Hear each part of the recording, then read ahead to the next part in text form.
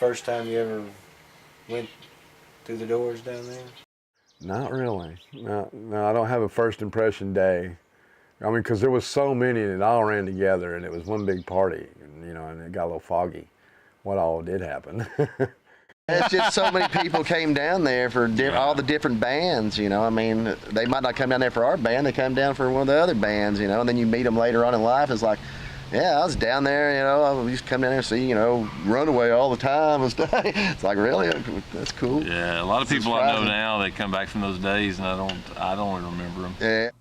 And the funny thing is, I remember for years after that, after we left there, people would constantly come up to me and say, "Hey, you're that guy from down there at Slyman's, you know, you remember that night we partied?" We and I'm like, joke about, yeah, you remember that? "You remember that night?" Okay, that was every night for 4 years. Yeah, be a little more specific. Yeah.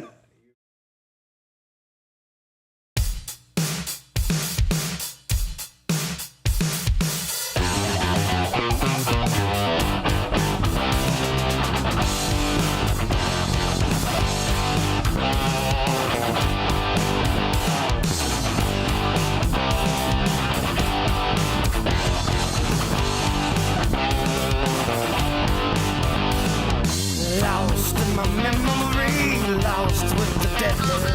Cocaine don't have the best of me, but you cannot erase the relief. Hitchhiking in the rain, it's sparking in my vein. The sound and the fury, the crush of the day.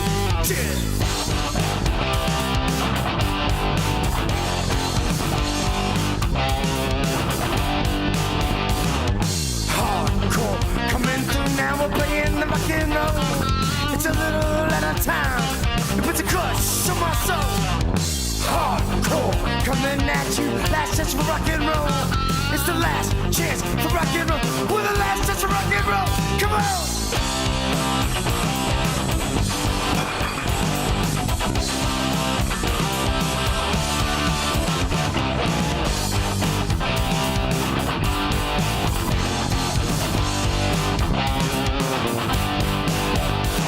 Got the bottle in my hand, spend all my time at the band. Try to make all the bitches scream. It's all the testament. By the latter 1980s, heavy metal music had gained a significant share of the national and international market. The music industry not only welcomed heavy metal, but in fact depended on it for much of its revenue. In Knoxville, Tennessee, however, this genre was not so welcome. Heavy rock was very much an underground scene, and acceptance for such was not so forthcoming. A select few venues catered to the clientele, and even fewer landlords extended the welcome mat to the bands who needed practice space. This setting spawned a special scene underneath Gay Street in downtown Knoxville. A place called Slyman's was born when need met opportunity at 411 South Gay Street, where an unrented office basement lent itself perfectly to the musicians shunned by polite society. Slyman's became the haven for local hard rock practice studio space. Just as one might expect, practicing was but one of the things that took place in this oasis of subversive activity. The party, the ridiculously wild and incessant party which claimed the flowers of many a young girl and bazillions of brain cells of the conveniently unsupervised young men, simply became background noise, or a backdrop, if you will, for a truly unique and inclusive environment that fostered an unbridled creativity that still echoes through the streets and speakers of Knoxville to this day. This film is an attempt to tell the story of a moment in time. A moment which came to define and direct many lives. A formative moment for the musicians, their friends, and the local music scene in Knoxville. A moment which in reality lasted only a few years, but still lives forever in the heart, if not the conscious memory. Dude, I really don't remember. It's a secret. We don't want nobody to know nothing. I don't know much about Slyman's, actually. What's the statute of limitations? It really was the scene back then, the Slyman's. It was really neat. It was a very unique time, and probably the only time something like that's ever happened in Knoxville. That was just the best times. It was just fun. It was a fun place to go because we weren't of age to go anywhere really. We couldn't go dancing. We couldn't go to a bar. Didn't have any money. What I remember is just a bunch of bands, late 80s, early 90s, all kinds of different bands playing down there, practice rooms, parties, people coming in and out, cops every so often, fire marshal. I was never there. I don't know what y'all are talking about. Do you remember anything, Chad? Barely. Well, we're talking about back in the 1980s, and I had a building downtown called the 411 building, and in that building we had a lower level with about 7,000 square feet, so I had divided it into numerous office spaces and office suites. But at that time, it was very difficult to rent them. We had tried a lot of things, and so I was looking for tenants. I got a phone call, and I had a band that wanted to use it at night to practice. Most people back then, and maybe even today, call them garage bands. They were rock and roll bands. And so I worked out an arrangement for them to have the room, private room. Basically, it was just a big room. And they would put their band equipment. They were able to lock it up, store their equipment, and they practiced at least a couple nights a week, usually on the weekends, because most bands, there were so many bands, if you'll think about that, weren't playing. They didn't have gigs, and therefore they practiced. They did a lot of practicing, so it worked out. And then, lo and behold, we heard from another group, and so when it's all said and done, we probably had as many as 5 to 7 bands down there at any time. When we first started down there was like 3 bands. Well, there was at least 9. Let's say it was about 10 that you named there, or close to 10. You'd have 12 bands in there jamming in different rooms, and it's just... There was 15 at one time. I tell the story all the time. It was as close to, I guess, an LA scene that we could possibly have in the little scruffy town of Knoxville, but you'd go down there as soon as you walked in the door, I remember you'd hear music as soon as you started down the stairs, and it'd be the 2 metal doors that locked. You know, and you put your key in, as soon as you open, you just fucking music is loud, and you smelt the smells, beer and weed and unclean toilets and stinking ass musicians, man. It was, what else can a 17-year-old musician who thinks he's a rock god already want, man? There was the Seattle scene and there was the Sliming scene. Yeah. Knoxville's own version. It was some crazy stuff, some fun times, definitely unforgettable. I was 24 at the time, and playing in bands and having fun and just living, it was one of the funner times of my life, really. A lot of times it's just a hangout place. Yeah. It's unfortunate nobody had a video camera then. Yeah. Fun place. Pretty crazy. A lot of stories behind Slimans. Definitely a lot of stories. Hell, we usually stayed up all night and slept all day. I mean, truly, just like it, like the rock and roll theme says, that's what we did. Stayed up all night, playing, partying, and then slept all day when no one was there. It was a great network of diverse young guys down there. All of us trying to make it in the music business, and all of us wanted to do it, do our own thing. Rock and roll heaven in a lot of ways. It offered us a place to go and rehearse every day, and and at that period of time that just didn't exist. Today we hear of stories, in different cities and stuff where all these bands were in one location and practiced and rehearsed. And this was in that same time frame, you just didn't know about it. Yeah. So, I don't think there's been anything. There's a couple rehearsal places even right now. I know of one in town, but it's got a couple bands in it over off Broadway, and I've been over there, but nothing to compare to what was back then. So if you were a band and you played around and you had a name, you were there. Watch this documentary and it's going to show you the definition of an underground music scene in a city with limited resources for bands, and the situation there was like unparalleled to anything else I personally have ever experienced. We just had so much fun, and I just, I wish that everybody could have been a part of that scene and experienced what we got to experience. I feel very fortunate to have been a part of that.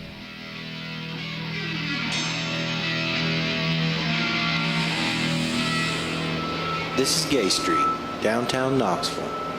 Lots of shops and businesses dot this mile or so stretch of downtown street. Everything from shopping to movie theaters, fine dining to bars and nightlife. Not unusual things to see on a downtown street. But over here, just a few years back, there was something very unusual. Well, unusual for the place and time. For us, it just seemed natural. Didn't every small town have a place where the bands could gather and just go wild?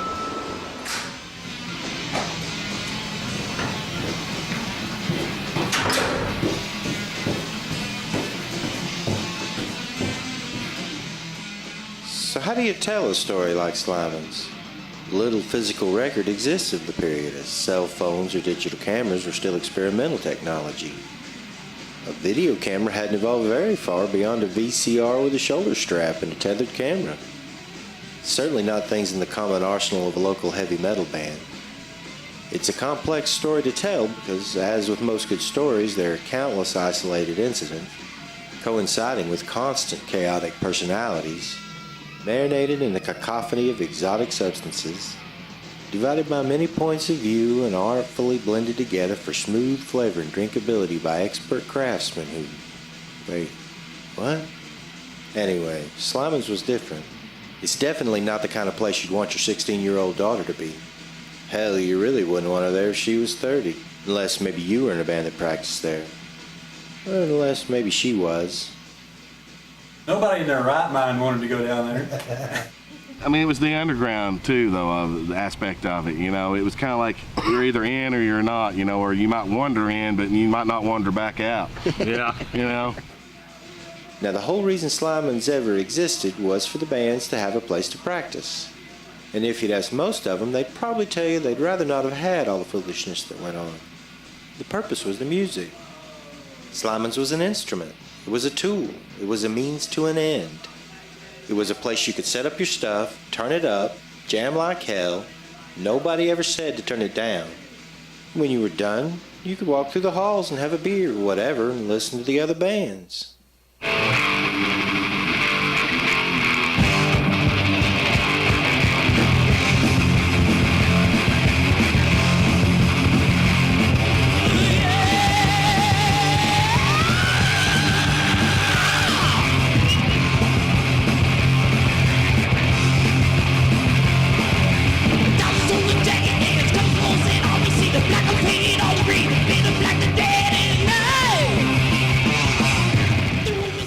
How many bands can you guys remember that were down there? Starting in the back corner, it was Hard Knocks, then there was Painted Angel, then there was... all the biggest bands in Knoxville. Jolly Roger and Runaway. Without Warning. Stark Raven, Torture. I can't remember. I remember the Blue Shrooms was back in the back. What was the name of those guys from Farragut that took Blue Shrooms' room? Remember them guys, the young guys? They were really, really good guitar players. Of course, there's the dudes from Hypertribe. Hypertribe, that's right. Stentorian, come on, somebody help me out here. There was a band that moved in that first room as you come in the door there. I don't remember their name. Totally forgot about the Step Kids. They were the ones in that front room when we walked in. And out of line and Hard Knocks. Which one of those two were first? Out of line was. We seen that. Out of line was first. This girl band that were like a glam girl band, but they were girls. They came up to from Florida, and they were kind of hanging around with Hard Knocks and that crowd. And I remember I went outside of the band room for a bit and sat down to get a breath of air, and one of the girls comes around and starts talking to me, and so I got to asking her. I said, "Well, what exactly is what's the name of your band?" And she tells me, "Well, we're called Uranus." And she goes, like sex is better in Uranus. coming out of the Hard Knocks room, you always heard all kinds of crazy stuff coming out of their room. They always bringing girls in because they were the band at the time, getting all the chicks, and they were super popular. Of course, Hard Knocks is like Motley Crue. Motley Crue, pretty much. I mean, that's my impression of them. Hard Knocks was the upper level of I guess, popularity in Knoxville. We were all way down here in the basement. Hard Knocks they were on top of things. They were the best band in Knoxville, and they got to play the Trash Bash and Saturday Night on the Towns and play the big stages in front of the thousands of people. And they were the big guys, I guess. Painted Angel was like Poison. Painted Angel, which was Scott. Oh, cannot remember Scott's last name. He was the guitar player. That's you, not me. Well, I don't remember much about their music. I remember the guy had big black hair. That's who that band was? Big tall hair, and I remember him and he was painted. They were into the glam rock, and nobody else really down there was much of the glam rock. Most of the bands, they had their style of what they were doing. I don't think they've really much changed. I mean, change was more they got better at what they're doing and playing. I think that was the truth with Jolly Roger. They come in there as younger guys playing, and over time and listening to other people, they kind of grew at it and got better as they went along. Jolly Roger was back here. Toby was the guitar player. Toby and Todd were brothers. Todd was the singer. Toby was the guitar player. And Runaway was kind of just a hard rock band that, just like the '80s type of metal. That they were kind of in between the glam and the heavy. They kind of liked both of them, and they liked the old '70s stuff. Like Judas Priest and all that. And that's kind of where they were at. See, Runaway had their shit together. Runaway had their big ass huge speaker cabinets and their big ass huge mixing board, which I own now, is out there in my little building stacked up right now. All Runaway's PA gear, that big 16-channel Sunboard, and them big ass speaker cabinets. It's this big. Wow. They're packed up. They're stacked up in my little building right there right now. Wow. I don't get rid of shit, dude. But yeah, they had that. They had John Buckner, which was the lighting guy. He had his full thing of lights and his light board. I mean, Runaway, we all hung out in Runaway's room more than anything because Runaway got all the chicks because they had the biggest fucking PA and they had all the roadies. They had a lot of members. They went through a lot of changes as far as their lineup. So that's what I remember about them. It's like, which version of Runaway do you remember? We shared a singer with them, Jay Mobley. I know that, and Chad. But it was Rusty Coleman, his brother Mark Coleman, which always just made me so fucking furious and jealous because he was such I've not heard him since, but I'm sure he probably is still, gifted drummer. He was so fucking good. And even back then, he was 3 years younger than me, and I was a kid then. I mean, he's like a 13, 14-year-old, couldn't even drive yet. And pulling off Neil Peart licks and just made me so jealous. But those two, as far as Runaway goes, was the main. I remember Krista Lynn, for some reason. It was a female chick Runaway had singing for him for a while. And she had a hell of a voice. She was the best singer they've ever had, actually. But I can't remember really who else played guitar or bass for them because they had so many damn people that came in and out of that band. Who did Runaway consist of, yeah? It was Rusty Coleman, Mark Coleman, Scott Ashley. Some girl was singing. I remember. I don't remember that. They used to do that song, that Great White song, Save Your Love. They kind of changed up because Mobley sang with them for a while too. He joined before I quit. And Runaway started out a Bon Jovi type cover band, and but by the time we got to Slimans and had several member changes, it was more, we were more like still trying to play cover tunes, but with a heavy metal edge, much heavier metal edge.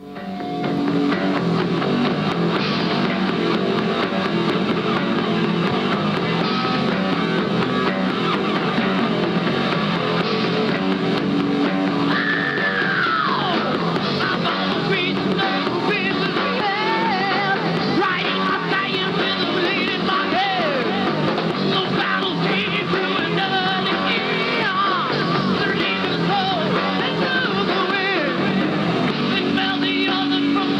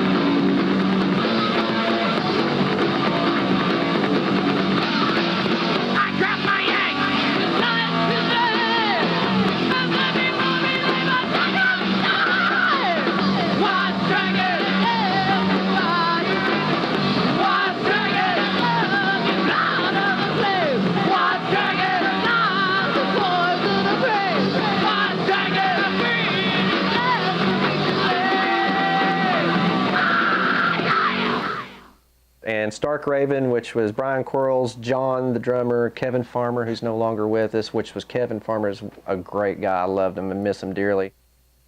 Good friends. Stark Raven's all right. We played a lot of shows with them. Speed metal. Stark Raven was on fire for a while in the Knoxville scene. You know, we played a very heavy, very fast style of metal. First band of our type in Knoxville, that's for sure. No, we took it to the extreme. You know, there was a lot of, you know, dissonance. You know, there was a lot of melodic stuff. Yeah. And there was a lot of doubling up on guitar melodies and trading off on leads and stuff. You know. But it was all about leads, wasn't it? Just about. Yeah, we had a lot of leads, and it was fast and heavy and aggressive, and you know, speed metal to a T. Even the bass played leads.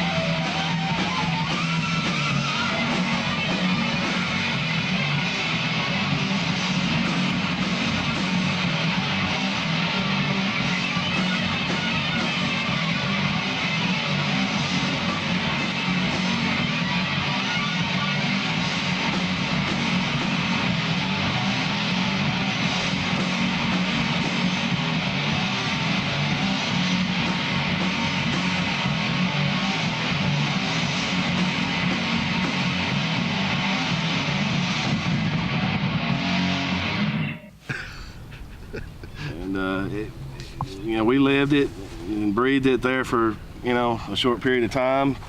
But some of the greatest days of my life, no doubt. And then you go around the Torture, which was Mike, of course, Mike, Jeff, Andrew, Mike Morris, Jeff, Jeff McMurray, yeah, and Chad. They had quite a few members come in and out, and I never could remember Andrew's last name even back then. I do remember when I joined you guys, because we went up to the office for whatever, pay rent or whatever. I thought, you guys are a bunch of Yeah, well, you were what, 19 years old or something crazy? No, They had their, I guess, tightest, I guess. Yeah, I think Torture had the tightest, I guess. They were the tightest band because they practiced constantly. And Andrew was phenomenal, just phenomenal bass player. And Chad was an awesome guitar. They're all phenomenal. I mean, they're all killer, but I remember Andrew just, Jesus. Like Cliff Burton and Steve Harris, if you just put those two together, that's what Andrew was.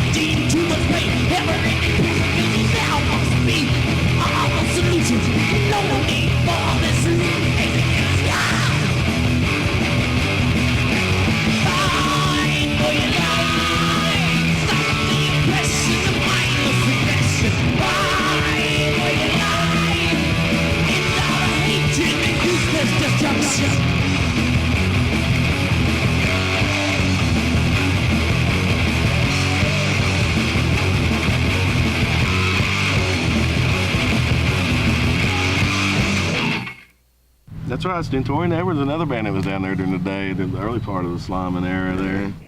Richard Johnson,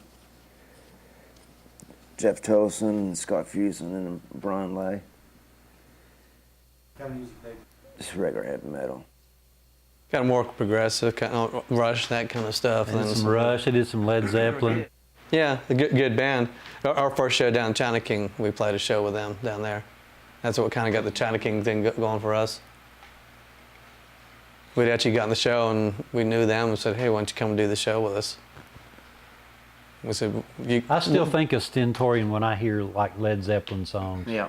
They With some Rush songs. They did such a good job of sounding like, when they did cover songs, they did them so good. I think of them when I hear those songs now. Still. Yeah, they were good.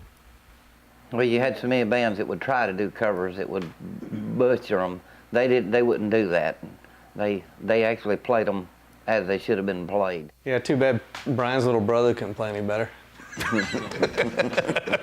Well, I remember them practicing there for at least a month or two. Did they? Yeah, because Brian Lay was on guitar at the time. Yeah. And I remember Scott Fuson, he was down there a lot for a little while. The Scott hung out there a lot, though.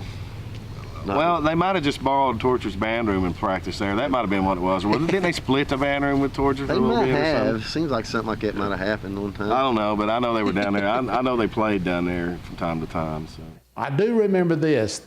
Some of the band members, especially with the first band, no, I wouldn't say that with the first band, but a lot of the band members were very talented. And even though they weren't well known, most of them occasionally had gigs and in which they were able to perform and so forth. The space that they occupied sort of became their own little place. They would do paintings on the wall or hang posters, put different sayings or words out there. Some we wouldn't want to describe here, but I pretty well let them do what they wanted to do. It didn't matter if they painted on the walls.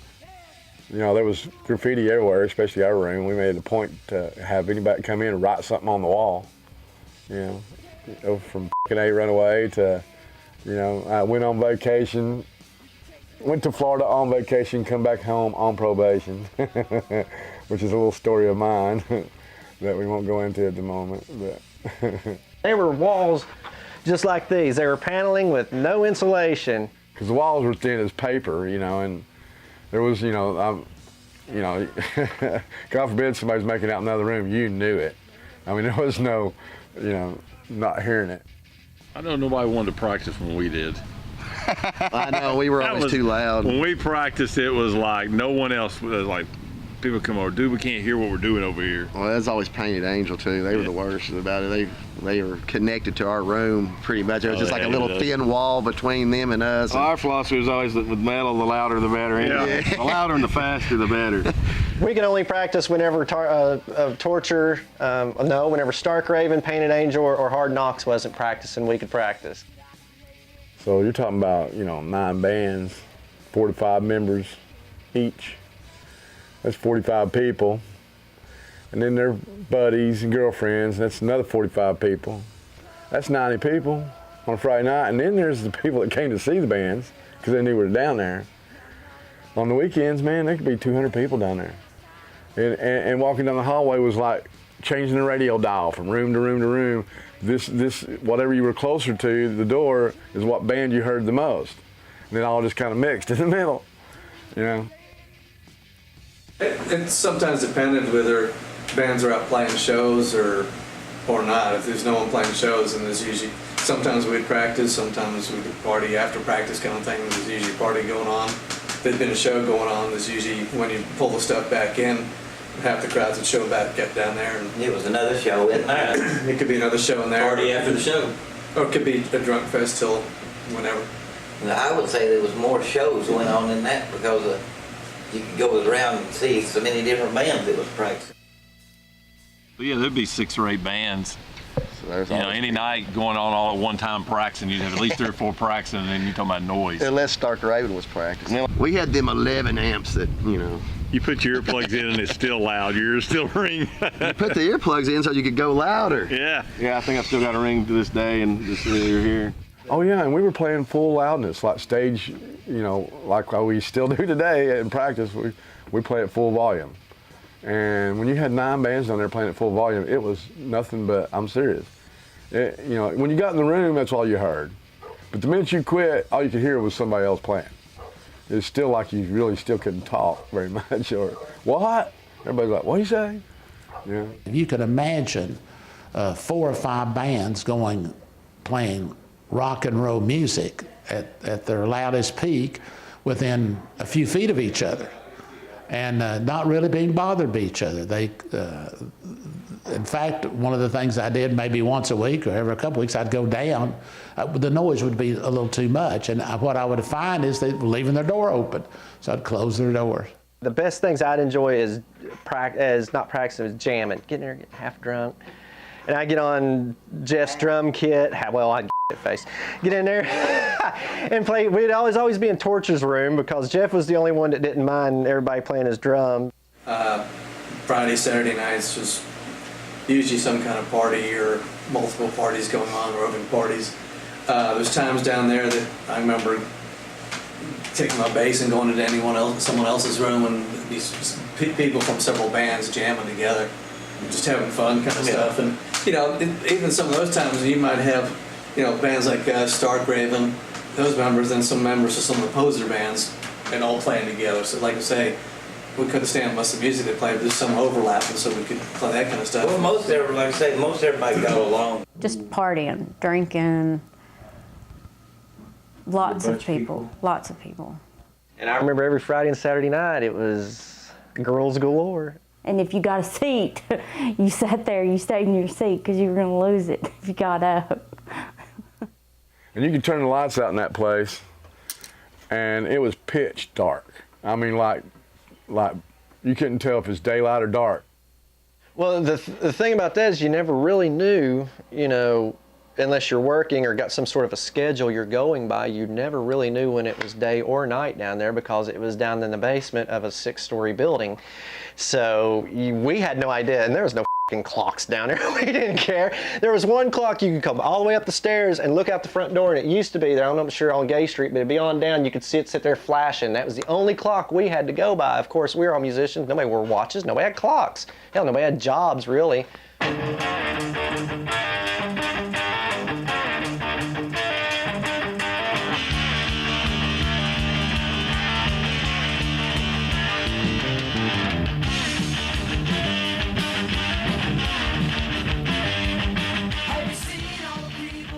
Nothing bad ever happened here. At least nothing to earn it the reputation it gained.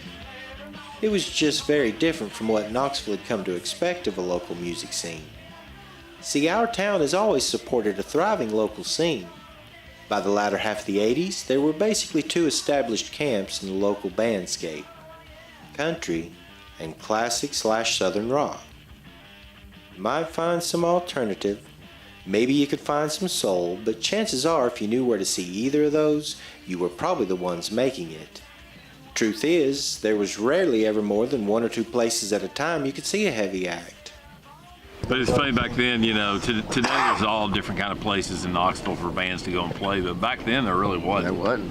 I mean, It all got shut down. You went down the strip and there was a couple places to play there, and a couple other special event venues. That was the biggest problem we had, is finding places that let us play. It was usually the whole places around town. Most of the other places wouldn't let us in. Well, Knoxville didn't have no metal scene. And there wasn't really that many places for us to play back then. Skating rinks. I mean, Jolly Roger, we played a couple skating rinks with Torture. Tennessee Valley, or not Tennessee Valley, Skate Town. Governors. God, what a nightmare those were. Library. Vic and Bill's. There was a Alcoholics Anonymous on Cumberland Estates. That's for quitters, And we played at a biker convention in Lake City. Yeah, that was a lot of fun there. Yeah, went over like a turd in a punch bowl. Let me see, Vatican's Pizza was open for a while, and that was more Starkraven Tortures. Vatican's Pizza was just a thrash punk joint, and they had good pizza, but it was like a hole in the wall. Oh yeah, the first night we played at the Vatican with Torture, my guitar cabinet went up in flames. First song. Yeah, first song. So it was like a pretty huge ordeal. But Mike Morris, he was kind enough to let me borrow his cabinet from Torture, and the gig went on, man. So show must go on. It was a pizza place. It was long, but it wasn't real wide. It was probably 100 degrees in there if it was any. Oh, it was 100 plus. It was like 120. It was packed. There was people lined up down the door. They'd waited like 2 years to see us play, and so that was our first show, and it was an incredible turnout. Couldn't get in the place. God, it was hot. Man. Yeah, it was a great night. Despite the fact that the that's just kind of epic though that the amp blows up or the cabinet catches on fire. The little laundromat that would let you play there. Remember that place? What was the name of it? The Mat, yeah. Everybody play the laundromat. You know, it's funny. We played at Rumors. Rumors was the best club to play. If you can get in Rumors on a Sunday night, that was the big deal. That was Madison Square around here, I guess, at that time. Most of the places we played were our first time there was our last time there. I mean, a lot of them, you know, we played at the China King and gig there a lot. That's pretty much the place to be there for a while. Oh God, I forgot about China King. No slam dance. No slam. No slam. No slam dance. No slam dance. No slam dance. No slam dance. No slam dancing. No. More beer sale. More beer sale. This little Chinese guy named Lou was his name. He was like, you don't sell enough beer, you don't play. 4 feet tall or something, you know. But he walked around with his flashlight, you know. If he had he called it slam dancing, you know, which I guess it was at the time. But you know, we didn't even really think it was slam dancing, but moshing. Moshing was what we called it, but he had this sign that he walked around with, you know, and his flashlight, and if he caught you, you know, with just an inkling of slam dancing, you were out, man. They would throw your ass right out of there. When Torture Stark Riven would be playing, we'd get out there and we'd get a little pit going like that, and he'd come around out there, little real guy, about that big. We'd come out there and he'd tap you. And he had them on the ceiling, was what was funny. He'd point straight up and you look up and say, no slam dance. And it would be spelt just like that, no slam dance. And I remember one night there's this one dude in there, and we all loved Lou. I mean, you know, of course, if you asked us to stop, we would stop. And there's this one asshole that came in there one night, and I remember he was giving him a hard time, and he was just some riff off the street. And Lou came up and just gave him the Vulcan death pinch or something right there, and the dude fucking stopped. And Mr. Lou led him out the door with his 2 fingers, led him all the way out the door, and dude was just walking like this. That's all it was.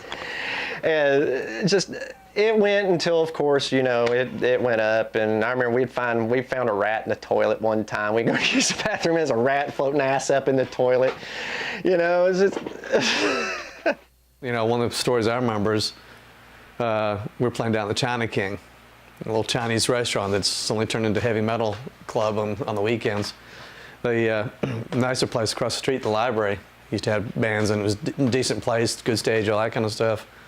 Went in and talked to their booking manager about getting a gig, and he gave me some crap about, oh, well, no, metal bands, you know, you don't hardly bring any crowds, and they never drink any beer, we don't do any good. And I thought, dude, you're doing crack.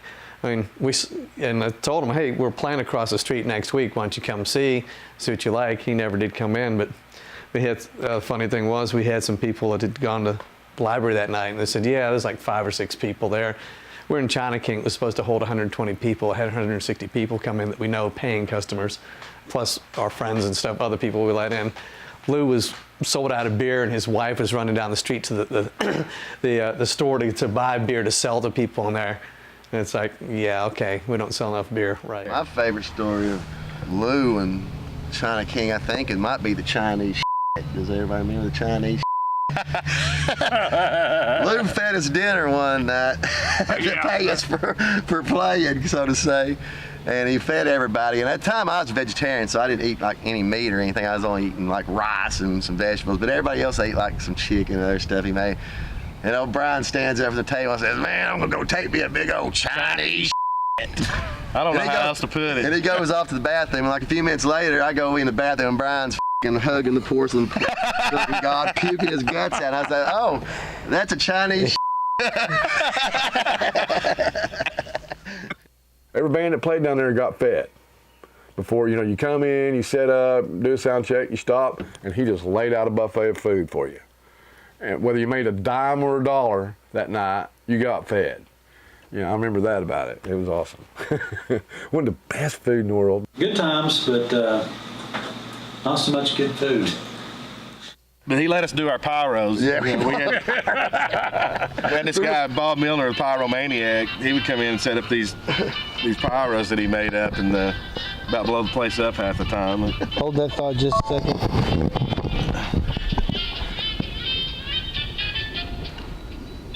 I didn't even think to put mine on vibrate.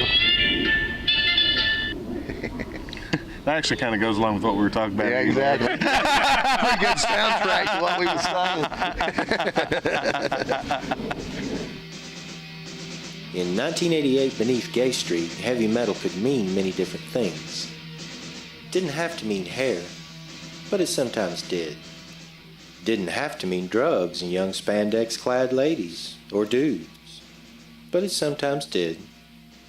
What it meant most all the time to the underground inhabitants of late 80s Knoxville was freedom. Freedom to create.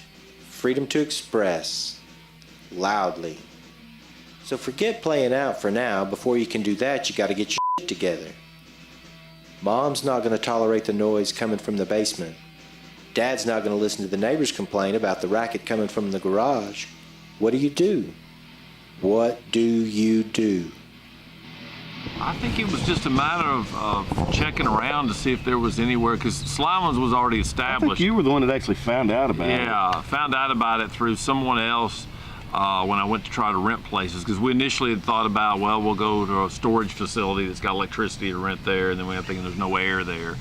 And somehow about it, someone told me, and I went down there and talked to Slyman, and sure enough, it was the deal. There was bands going on. There was already I think Hard Knocks was there, and there were only a couple of bands at the Torture time. You and Hard Knocks, I think, were the only two there at that time. Yeah, there was only a couple of us there. Yeah, it was a fairly newer. Runaway moved in pretty fast after you all did. And then we were down there, God, for over 2 years. Yeah. Well over 2 years. Well, I don't really remember how I heard about Slimans exactly. I went there first and seen Out of Line practicing there. And former guitar player that died, me and him went and looked at it, and then me and Andrew went back after that to see about it. I think it was a band.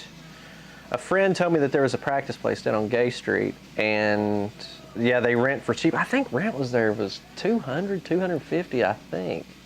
It was probably $200 a month, maybe. 125, wasn't it? It was cheap. I think we paid like, what, $150 a month? I think it was a little bit more. Yeah, So it might I think it was about something $150 a month back Yeah, it was. late 80s, wasn't early too 90s. bad on that end. It's just, if you didn't pay rent, you better watch out, because next thing you know, your equipment's sitting up in his office, and you gotta go see the man. Oh yeah, I had to go up there a few times and redeem equipment once I paid my bill. I was one of the few bands that never got behind a whole lot, once or twice. But there was some bands that just stayed behind, and I always had something up there, because he'd take a little piece of equipment and he had keys to your door. But see, the thing is by that time I was playing with a band called Jolly Roger, and they all took their guitars home with them, and they all took their amps home with them. And I knew you're not going to take a full drum kit, and that's when I was playing a big-ass drum kit, and you're not going to take it home with you every time you go, so, I left my shit. So that was what he took. So What was left to compensate. yeah, so he'd always come down, and there was never no question. You'd walk in the room, and it would be gone, and all right, well, we got to pay him. If I didn't have no money, we just wouldn't practice until I got it, so. Now, it was at this point that I asked Jim Slyman, with all that you had to have known you were getting yourself into, what in the name of God were you thinking renting all these bands? I thought I was ready for the answer. I was not. Well, the truth be known, back when I was in high school, I did have my own band. And I started in the 9th grade. There was a need at the school we were having an event, and they wanted to have music. And so I thought, well, I just put together a group, and we did. And that became a group known as the Gay Tones. Well, the Gay Tones. But we were very fortunate to have a saxophone player in our group. And back in the 1950s, You see, that a lot of the songs, almost, well, a lot of the popular songs had a sax player. Most rock and roll bands all have guitar players, they all have bass players, they all have drums, but a sax player, especially during that time of music, the beginning of rock and roll, that was critical. Well, anyway, we kept that band for years. We did proms and so forth, and had some very talented guys. So I did have a fondness. I never told the guys that, I don't think. They would have one up on me. The very same laws that govern the universe, including a fairly rapid evolution and then a consequent inertia, led to an environment free of restriction which manifested itself in an inevitable mayhem. In other words, the lack of any real authority set up a complete free-for-all.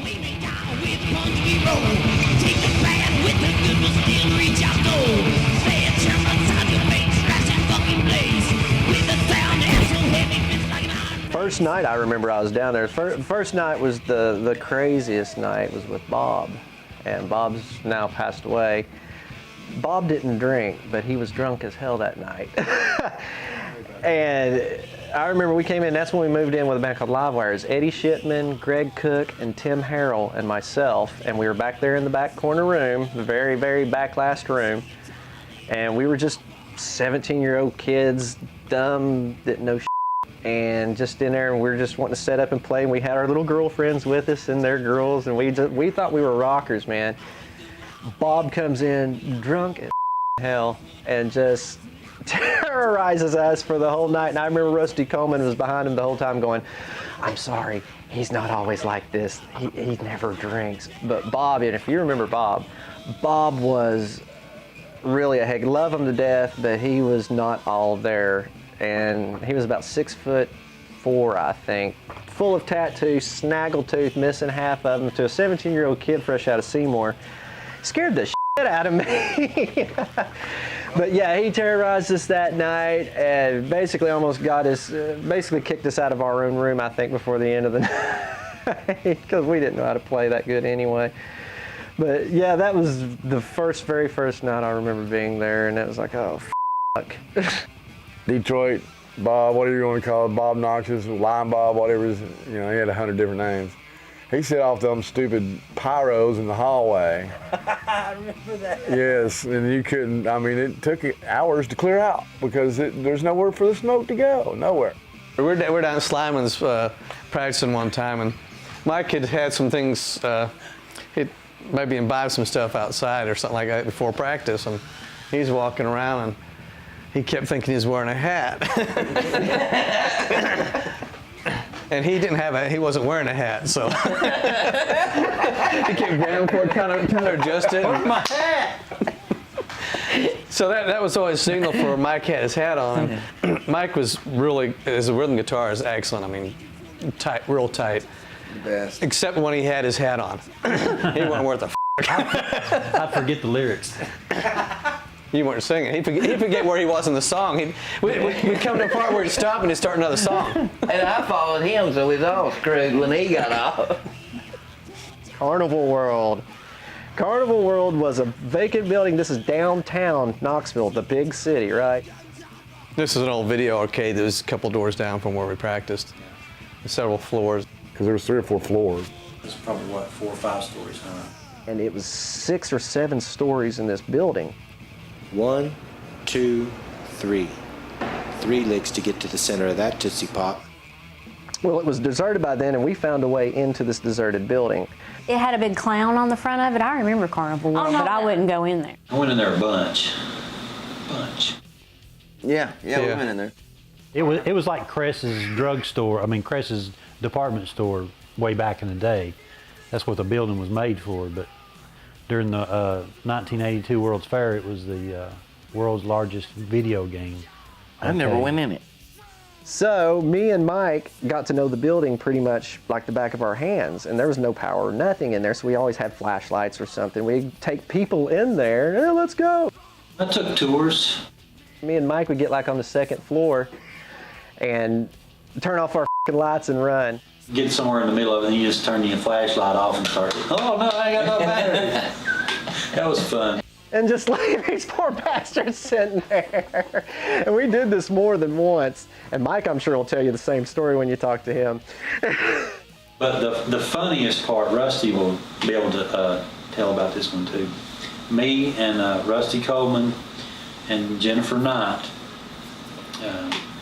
we went in there, we went up on the roof. We were up on the roof, and I guess nothing better to do. There was a couple walking on the sidewalk down on the street level.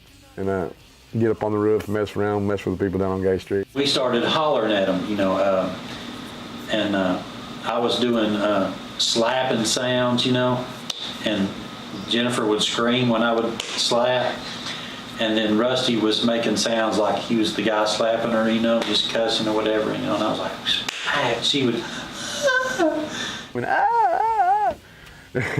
and this couple, I mean, they thought it was real, and they went and called the cops. Cops came and everything. Well, by that time, we done gone back downstairs, gone back through Slima's, came out Slima's door, walked around, was standing beside the cops going, what's going on? oh, what happened? What did they do? That was funny. And we was up on the roof one night shooting bottle rockets off at cars. At somebody's car. At somebody's car. Oh yeah, I remember that's when you got there. We were shooting them at you. Yes. Oh, I got another story. You're living it, Mike. There were some hard times for me down there. Like I said, I was living in the place, and there was one occasion, or two occasions, one of which, you know, I had went a period of about 3 days with nothing to eat. I was the literal starving musician down there, and I was bathing in the bathroom sink down there. And I come out of the bathroom one time, I had washed my hair, and I come out and I'm all wet, and this was pretty early in the day, and Tim Monroe was there. He come out of his room when I was coming down the hall, man. He said, man, this is you know, the rest, we all want to do this, but you're living it. You are living the dream. And he didn't know it, but I was literally starving to death at the time when he said that. I'm like, yeah. I just smiled. I'm living it. I am living the dream, right?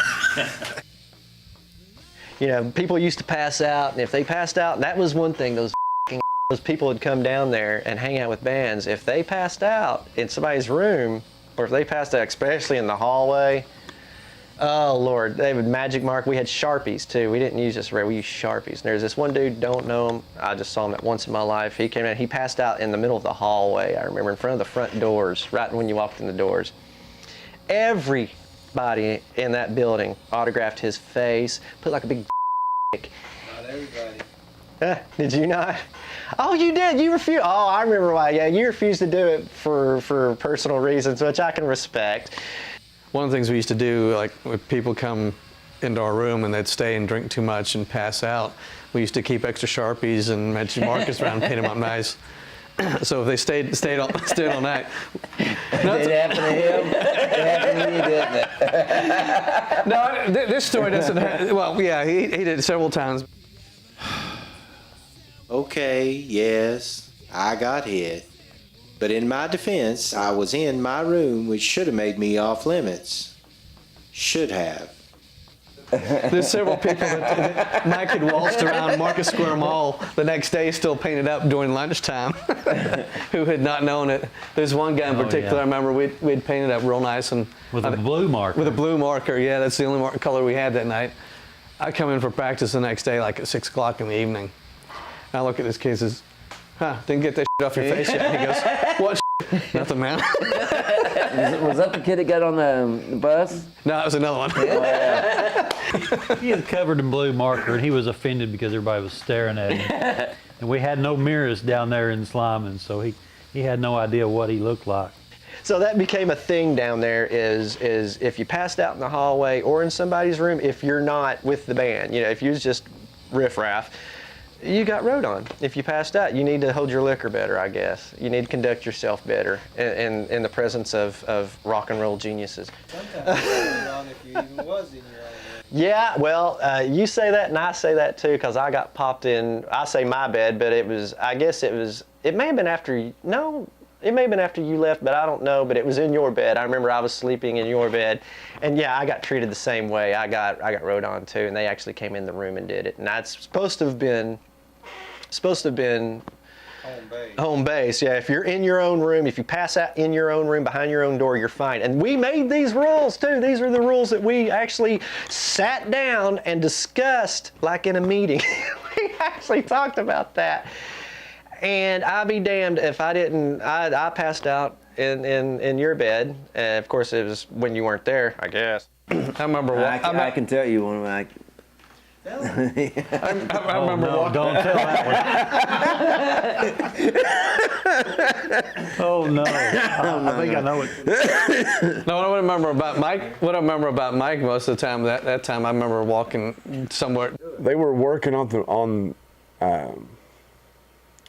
Gay Street at the time, putting in bricks and stuff. You remember that? So it was already going on whenever I got there, and I was like, it. They had that girl, they called her Annie with no panties over with them. You remember that? Oh yeah, I remember that. Phil, she was rooming with Phil and Stinky and Annie with no panties over. She said, I know where we can go. I said, Mike, we're going somewhere. What? We're going somewhere. You know, like, oh, okay, so. Oh yes, I remember now. Oh, there's, now see, I don't want to get too, you know, there's some incriminating stuff that I can't get into, but. I've not done anything illegal. I was still working at Casa Gallardo washing dishes. I was a ceramic engineer. And I was still had my damn hairnet on and shit, you know, so I was walking in and, you know, I was probably high already, or I probably wasn't high already. And so me and Mike said, you'll ride with me? And I said, sure. And so we ride over and we're sitting in the parking lot. He comes back out and about a week later, we find out he's going over and he's buying cocaine from this guy. And me and Mike took him over there. Well, I rode once. Mike had been over several times and had no idea. Innocent. And those two clowns come running in and they hit their brakes too late and they were like flying and they've been partying. He just unfolded out of that Volkswagen Bug. We're practicing and we hear crash. We just kind of look at each other and think, oh, went run upstairs. They're like, everybody at once, no! That wasn't enough, apparently. Because we lowered a rope down through one of the upstairs windows. My ribs were so sore from swinging. And sure enough, he was pulling off her car, heading down Gay Street. And we're chasing him, running, realized we're not gonna catch his car. Then all of a sudden we realized, and it was up on the side of the building, flat up against the wall. Knocks the out of me. And everybody's like, oh! She bounces off the other side of the door. She's airborne over the back seat. I don't know how many times we went through that ordeal with those. Yeah. And I saw her eyeballs go like that. I think he ended up getting his ass whipped a time or two over that too, so. She's yelling at him, you. I'm yelling at the cop, she's got my earrings, she's got me, because she's pulling me toward the damn car. So we're all three going toward the cop car. And I came around and hit him with the nightstick across his face. And he hit the concrete so fast, it shocked even me. And when we all ran up there, he's trying to get out, said, here man, hide my drugs, here man, hide my drugs. We said, dude, we ain't hiding your drugs, you're going to jail. Good luck with that, man. You know. That's, you know, his grandmother's car you just hit. Well, across the side of it, Mike Morris loves pussy. Those are good times.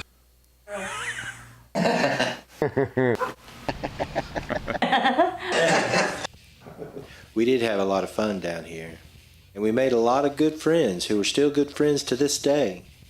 But several of the people we came to regard as friends and family haven't made it this far with us. Our hearts still grieve for those we've lost, and in this moment as we're missing them, we also regret that they haven't been able to be a part of the reunions and reminiscence that took place during the filming of this project. Maybe somehow they have shared in these moments, and I can't help but think that if they're watching us now, they would enjoy us remembering them fondly. There was Jeff and Jerry King. Do you remember them? They were in Runaway originally, brought before Slimans too. And Jeff, which was the mild-mannered one of the two, never hurt nobody in his life, got mugged in the old city for a $100 bill he had in his pocket, and they killed him. Some bum or something killed him, put him in a coma, and he never came out. You know, over $100. You know, just going to his car after a show down there in the old city. David Jernigan. Yeah. I would have to say that David was a key influence on my guitar playing because, you know, I was very unexperienced when I met David. when he was playing with Jeff, and he introduced me to the double picking. Back in those days, that was a new thing, and it took some adapting. It was a struggle for yeah, a few weeks anyway.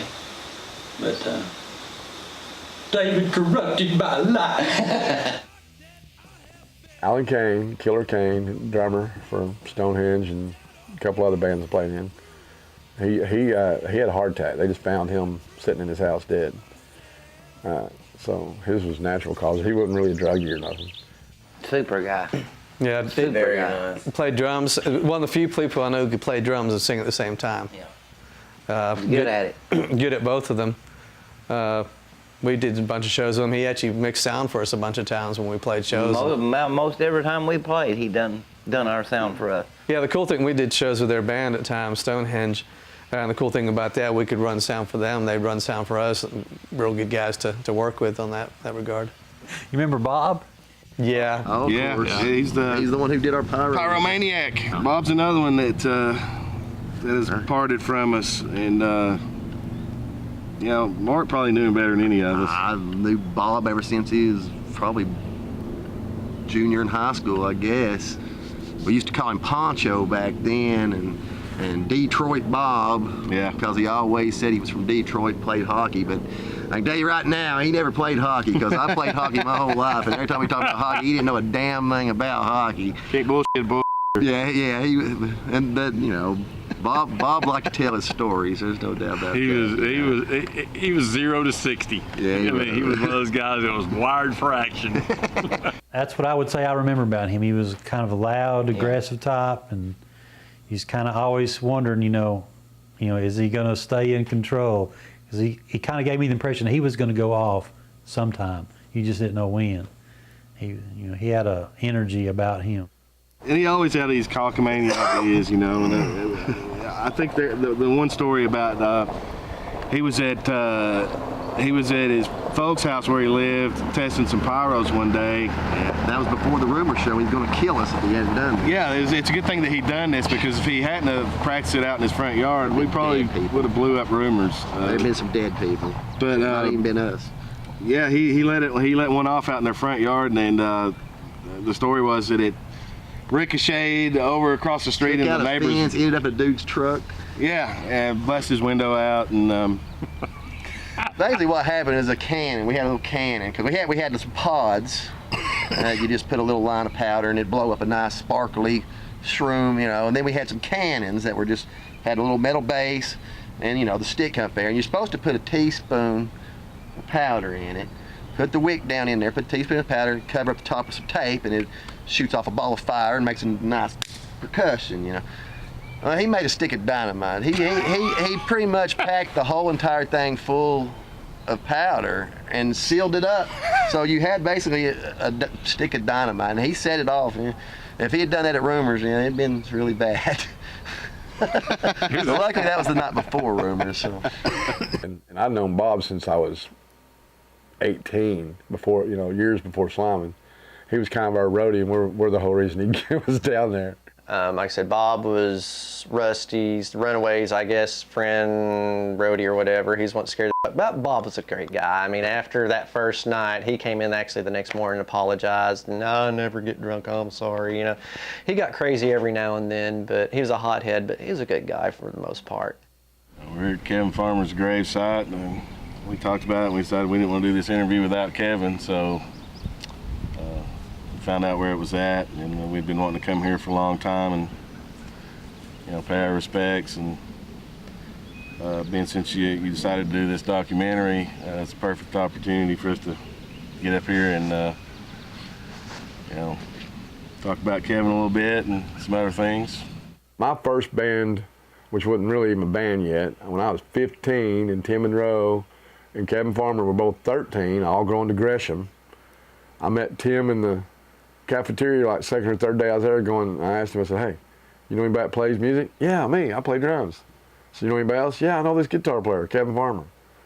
And so I said, well, let's jam. You know, and we called ourselves Second Generation because all of our daddies played. You know, and we never even played a gig out, maybe one show, you know, and we didn't even have a singer, we just played instrumental, you know. It was how young we were. And we were talking to everybody. You said mentioned China King, especially with Kevin, and somebody tried to steal our equipment one night. Was going out and he saw him going out the back door. We were finished playing the show. We were all packing up to leave, and next thing we hear a ruckus out in the back alley, and Kevin's delayed this guy, put him in the hospital. I mean, like one shot and it was it. Kevin was this little guy, but he packed a hell of a punch. He didn't want to mess with him, you know. He used to come over to my house and jam with my older brother when I was younger. He was really a nice, sweet guy. I've got a funny Kevin Farmer story. Me and my wife, Mary Ann, we went to his house one time at some little party, and there were several people there. I don't remember who all was there, but I remember Matt being there. There's a kind of big guy named Matt. And somebody was, I don't know, somebody was coming to the door or something, and Matt was going to the door, and he hollers at Kevin, and he calls, "Hey, gate master," you know, because he had to come and unlock the door. And Kevin was PO'd. I mean, he was pissed because he thought Matt called him a gay bastard. And he went off on Matt, and Matt tried to tell him, "I called you the gate master," and he would not hear it. He was convinced that Matt called him a gay bastard, and it was funny as crap. Miss you, brother. Oh man, miss you. God. Too soon to leave us, man. Way too soon. I'll just say, you know, I was just fortunate, Kevin, to be able to share some of the greatest times of my life with you, bro. Yeah. You're like a brother in a lot of ways, and musical compadre for a while. Yeah. Just glad Very that easygoing guy. I mean, he was just. Yeah, but I mean, you know, when we got in there practice, he was always ready to go. Always, no you doubt. know, just No doubt. team player and you know. He is all about it, man. Yeah, and a very integral part of the band. And he's probably the most metal guy in our band too, probably. If you want to get down to it. You know, he had that Les Paul custom. Oh, you know, beautiful guitar. Yeah. And when I first met Kevin, you know, it was real obvious that he was like really into Ace Frehley and Kiss. You know, he played the Kiss Dynasty album all the time, and a couple of other ones that. And he even kind of had that persona of Ace Frehley when he was on the stage. He was kind of more laid back, you know, not like a usual headbanger type that you see with a speed metal band. But you know, he did have his moves where he'd thrash around some, but he was more of a kind of a laid back thrasher, wasn't he? Yeah, he was. But he lived the metal lifestyle, though. Definitely. It's funny, we'd be playing a show or whatever, and then Kevin turned around and looked at me, and he'd always have this certain smirk on his face, you know.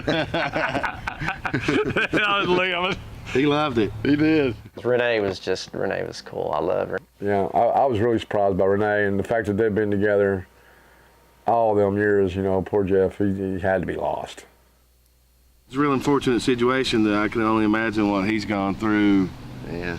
To lose the love of your life. It's been with him through thick and thin, and everything he's been through in his whole life. Everything.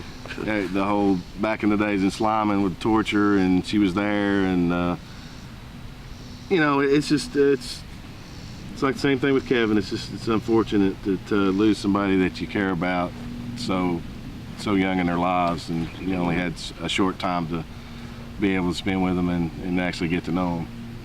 When we were practicing back in those days, a lot of times, towards the end of a song, if one of us made a mistake, Jeff started this, you know, he would stop before the song was over, and he just throw his arms up, "I win!" that kind of became a tradition. Anytime any one of us finished before the song was over, "I win!" Yeah. And if you got done too soon, you won. And it comes from the old joke, you know, the thing you don't tell your wife after you do it too soon, go off too soon. I win again. So that's where this comes from. But anyway, go ahead, Mike. Anyway, that we lost Renee, and that was one of the things that I mentioned at her funeral was that. She quit too soon, but she was the one then saying, "I win." Right. She won.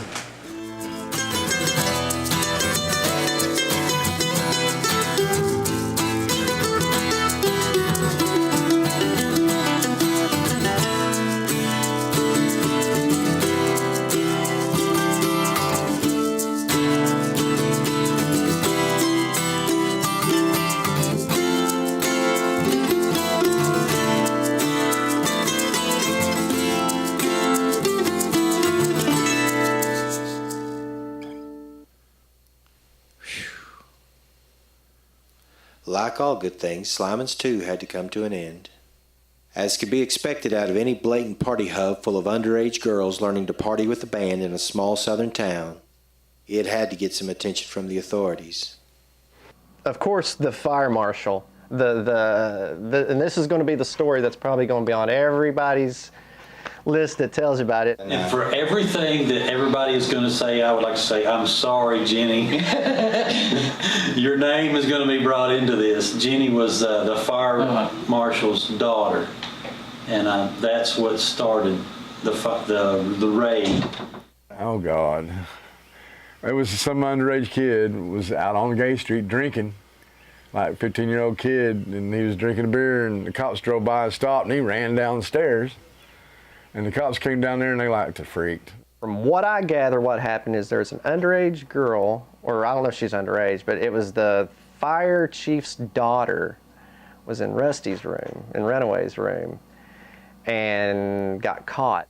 I believe she said something to the effect of, "You can't mess with me, I'm the fire chief's daughter." And they took that challenge. Fire marshal came down and, wrote up a few violations. And well, I never will forget the time when the fire marshal came in on us and with a big wad of tobacco and juice in his mouth and spit right on our floor, telling us that we were too much of a ruckus or some kind of crap. I remember particularly in Stark Raven's room, he had a big chav backer and he's sitting there spitting the damn floor, and fucking Quarles went ballistic on him. Quarles went ape shit, started cussing him, telling me you ain't gonna spit in our fucking floor and all this stuff, and just disrespecting us. And there was cops down there, standing, like that. But he just went from room to room and basically, treated everybody like an absolute dog do. Threatened us all. Threatened us, they was going to shut us down and shut down the place. He didn't have any luck with that because, it really wasn't legal authority. They're going around all the rooms. Of course, there's a bunch of younger kids down there drinking and stuff like that. As they're going through all the rooms, the whole time torture's playing. We had to practice. We answered the door. Here's a couple cops and some fire people. It's like, what's going on? And I was like one of 3 people that stayed there all the time. That's where I lived. It wasn't just a band room, it's where I lived for a year and a half at least. And so they saw the beds, and they, and there was all these underage girls down there, and they called their parents to come get them. And basically, there is a shakedown, is all it was, and they were just trying to get us in trouble and get as much of us arrested or run us off as possible. They after that raid, they started showing up at wherever we played. Where was the first place we played when they came in? Was that on Cumberland Avenue? We had a show to do down there on Cumberland. I don't forget the name of the place. Was it Long Branch? Yeah. And they did immediate fire inspection and shut us down. So we went up the street and played the China King. Basically after that, the big party was done. People still came and bands still practiced, but for the most part, it was done. Well, anyways, after they did that, they shut us down, so we went up to China King and played. And for the next 2 or 3 places we played, I went to the fire hall and put our flyers up on their door so they would know where we would be at next. See, here it is 30 years later, and I just now found this out. I had a bit of an attitude in those days. Beautiful.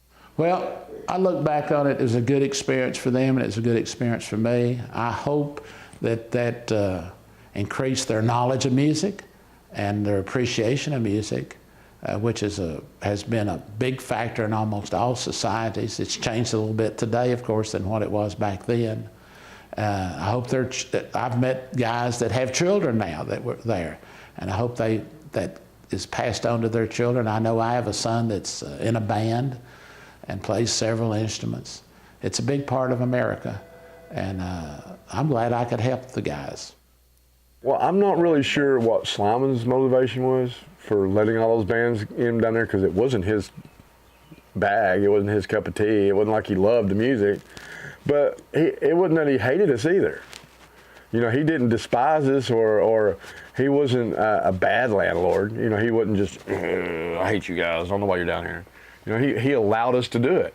You know, and no one has ever in this town done it since. Not on that scale. Not on, you know, and it really did help create a scene that probably still exists to this day. At least a lot of the musicians, which is still the same local scene, just different band names, like I said. You know, it helped, you know, because before that, you know, you had country, blues, and classic rock bands that dominated the Knoxville scene. And all of us young that were coming up, you know, heavy metal, you know, we had nowhere to go, and he gave us a place to go. You know, I don't think Knoxville scene would have developed the way it did if it wasn't for Slimans. Like I said, even if you weren't, even if you weren't in a band, that's where you came. That's where you went to see other musicians and become, maybe, hopefully, get in a band. You know, yeah, networking. That was networking back then instead of Facebook. You know, you went Slimans. You know, that was our Facebook. It's easy for business people to shun away from certain things, but generally, people that need something like that, a special place to practice or a special place to meet for a different reason, it generally works out. And I found you would not normally think that group, if I can say it this way, of young kids that they did drink beer and some smoked pot, but that's not why they were meeting. They were meeting to practice. And so I feel like a good has come from it. And I enjoyed it at the time. I still look back on it, and I tend to smile when I look back on it. And I enjoy, again, when they stop me on the street and ask me if I'm who they think that, and they say, well, you don't remember me, but I practiced in your building with a band, rock and roll band. Slyman was a hell of a guy. He didn't have to do none of that for none of us. You know, and at the time he'd take our drums and go, ah, motherfucker, I'm gonna kick his ass. Looking back, hindsight's 20/20, man. He did all of us musicians such a favor, man, and brought a lot of us together, you know. And he did kind of create a scene. He created a music scene. The way I think of Jim Slyman is that was probably the best times of my life. And it wouldn't have happened if he hadn't rented those rooms out to all his bands. Yeah, it was definitely some good times. Yeah, I give him credit for, you know, letting the whole thing happen. Slyman, you know, I mean, he's a pretty cool guy, actually, when you think about it, as far as letting the bands rehearse there and stuff. Well, thank you for saying that. I look back on it with fond memories, and I thank them in return.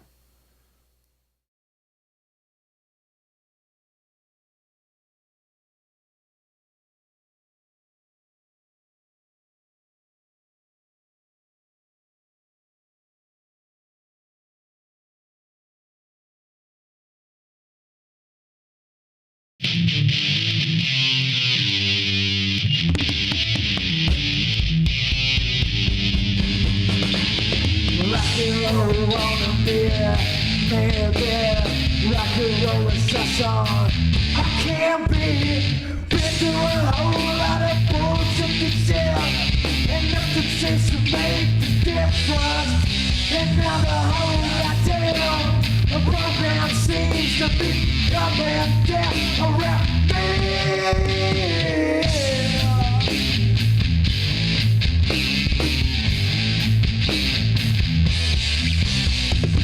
It's all over,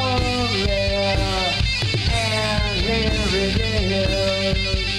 I tried to keep you moaning, and you laugh at my slips. Sometimes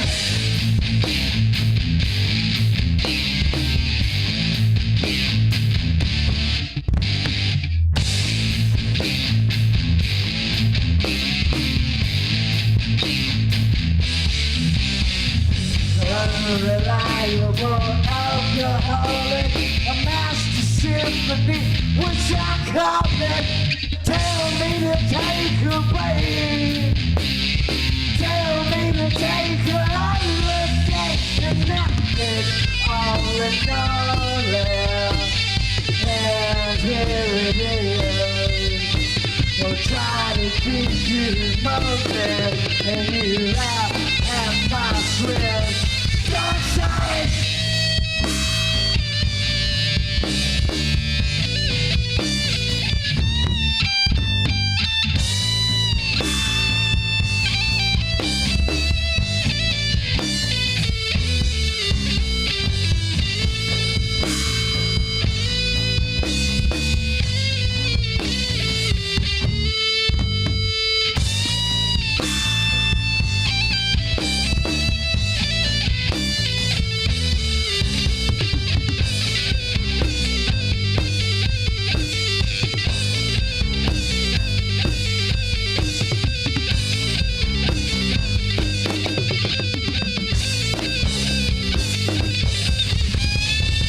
losing my voice, losing my band, losing my girl. It's time to take a drink.